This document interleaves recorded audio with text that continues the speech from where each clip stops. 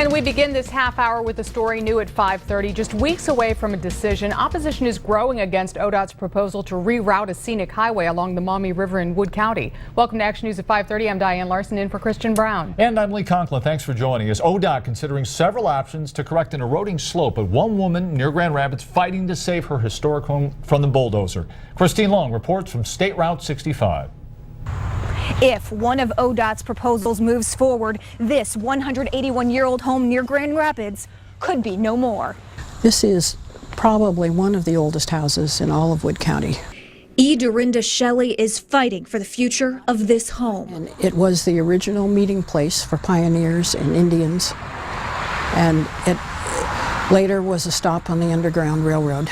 Built in 1832 in Grand Rapids, it was called the Howard House, operating as a hotel.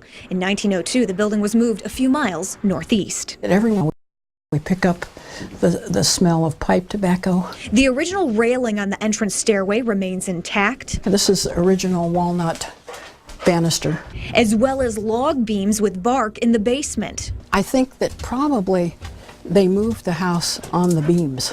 Shelley and her late husband bought the property 24 years ago, filling it with family memories and more than 60,000 books. It's listed as an Ohio historical building, but not yet on the National Historic Registry. However, it may be too late to protect. With the government closed and our inability to get through to the Department of the Interior, we can't find out what the status is, so we have applied for a 1-month extension. Within the next month, ODOT is expected to decide whether to move part of State Routes 64 and 65, which runs in front of Shelley's Riverside home. It's one proposal to deal with an embankment slide. It's a very sensitive issue. Transportation leaders say the south bank is shifting. The slope is slipping. You can see the pavement cracking along the edges. We have to address that to make sure it doesn't impact transportation along the two corridors. ODOT wants to take action before the road starts falling into the Maumee River. One proposal to arc the road away from the river would require taking Shelley's home. Another would be to build a retaining wall. You have a good view of the road from here. Yeah. Shelley supports the latter, although more expensive option. I'm all for ODOT making improvements and keeping the road safe. I think they do a great job. But I think this time, I hope they have a tiger by the tail and that we're able to save this house.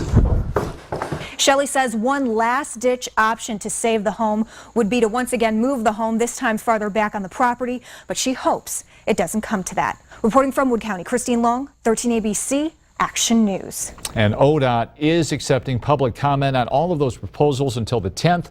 The decision is expected by early next month. Project construction isn't expected to begin until 2015.